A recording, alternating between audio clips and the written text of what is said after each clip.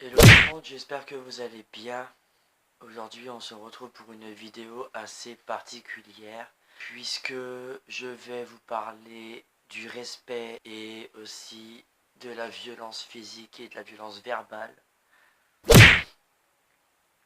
C'est une vidéo qui me tient énormément à cœur et si vous me voyez dans cet état-là, c'est pour une raison que je vais vous expliquer juste après l'introduction.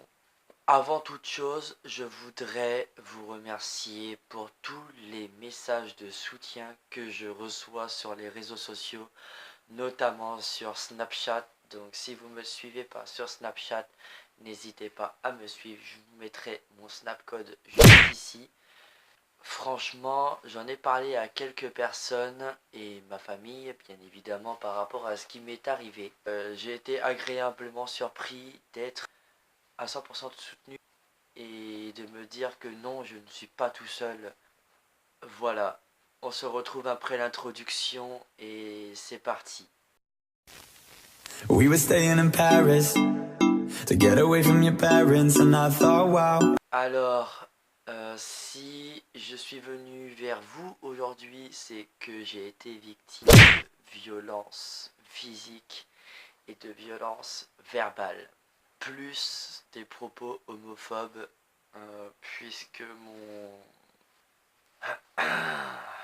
Comment je vais en parler?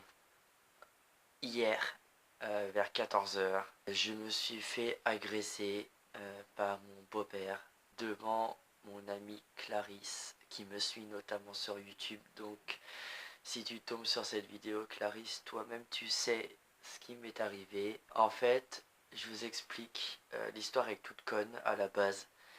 Ma mère m'a demandé de l'aide puisque je vais vous faire une vidéo concernant ma maman qui a fait un AVC fin janvier. Et donc du coup elle ne peut plus se servir de sa main gauche étant donné qu'elle est gauchère. Et donc elle m'a demandé de l'aide, sauf que moi je ne l'ai pas entendu. Mon beau-père étant alcoolique, il s'est énervé contre moi. Moi, comme j'ai du répondant, j'ai ouvert ma bouche. Et il a commencé à me frapper violemment. Il m'a tiré les cheveux, il m'a frappé sur la nuque. Ma colonne vertébrale, elle me lance comme jamais. Je l'ai menacé d'avoir une plainte au cul. Ce que j'ai fait, bien évidemment, je vais vous montrer la preuve. Alors, voilà. Je vais pas vous lire la plainte en intégralité parce que c'est légèrement long. Donc je vais vous donner la preuve même si je n'ai pas vraiment à me justifier. Alors, que je vous montre.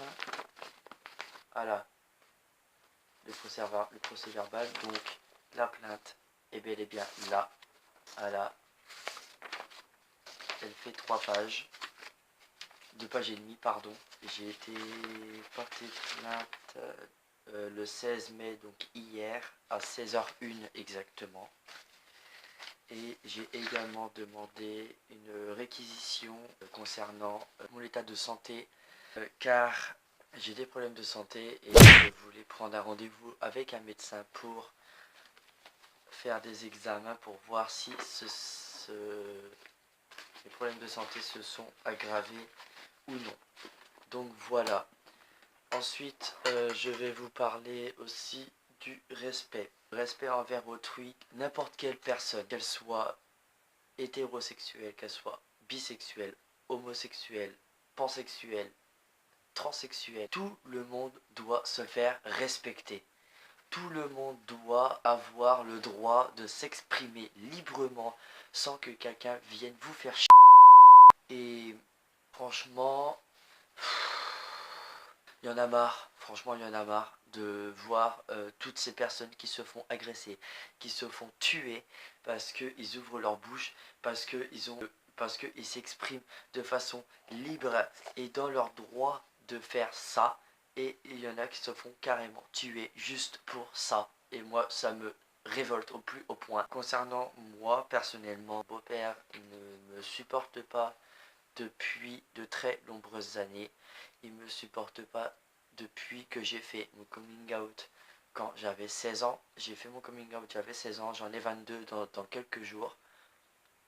Depuis que j'ai annoncé mon homosexualité à ma mère, Monsieur ne supporte pas, donc du coup, qu'il ne me supporte pas, il pense qu'il est en droit de me frapper. Alors que non, voilà, il n'est pas du tout en droit, ce n'est pas mon père, ce n'est rien, il fait pas partie de ma famille, il est rien pour moi. Mais monsieur se permet de me frapper. Voilà, je vais vous lire quelques passages de cette plainte. Parce que en fait, je suis tellement énervé que je risque pas de vous dire grand chose. Alors, je suis désolé, je vais fumer une cigarette. Voilà. Alors, je vais pas beau donner mon identité et je suis à mon beau-père, même si c'est pas l'envie qui m'en manque. Alors depuis plus de 10 ans, elle vit en concubinage avec monsieur. Il vit chez ma mère, mais le logement est toujours sous le nom de ma mère. Oui, parce qu'en fait, monsieur se permet de dire qu'il est chez lui alors que l'appartement est au nom de ma mère. Bref. Ce jour, donc hier, vers 14 h, mon beau-père m'a insulté de feignant car je n'avais pas entendu que ma mère avait demandé de l'aide. Ensuite, la personne qui m'a reçu au commissariat a marqué sur l'ordinateur mes paroles. Je vous précise que ma mère a fait un AVC le 30 janvier et depuis elle a des difficultés motrices, comme je vous l'ai dit en début de vidéo. Comme je n'avais pas entendu sa demande, après m'avoir insulté de feignant, mon beau-père m'a dit que j'étais un bon à rien, que je profitais de ma mère que pour le fric. Je me suis levé et je suis allé aider ma mère sans répondre à mon beau-père ce qui lui a déplu. De ce fait, il m'a saisi par le col et m'a tiré les cheveux. Il a commencé à me mettre des coups de poing au niveau de la nuque et de la tête. Je l'ai donc insulté de gros connard et il servait à rien et je n'ai pas frappé, étant donné que monsieur est handicapé, donc voilà. Après cela, je suis parti dans ma chambre et il m'a suivi tout en me parlant. J'ai dit que j'étais homosexuel à la personne qui m'a reçu. Je suis homosexuel et mon beau-père me tient les propos suivants. Alors, il m'a tenu bête de foire, pédé, ta fiole, cul à bite, tu te fais baiser dans les caves, tarlouse, travelo. Parce que je me maquille, voilà. Parce que je me maquille, je me fasse peut-être travelo. Le truc qui a strictement aucun rapport, nous sommes d'accord. Je vais pas vous lire tout ça. Je fais l'objet d'insultes, etc. Tellement que je suis énervé, j'arrive même plus à parler.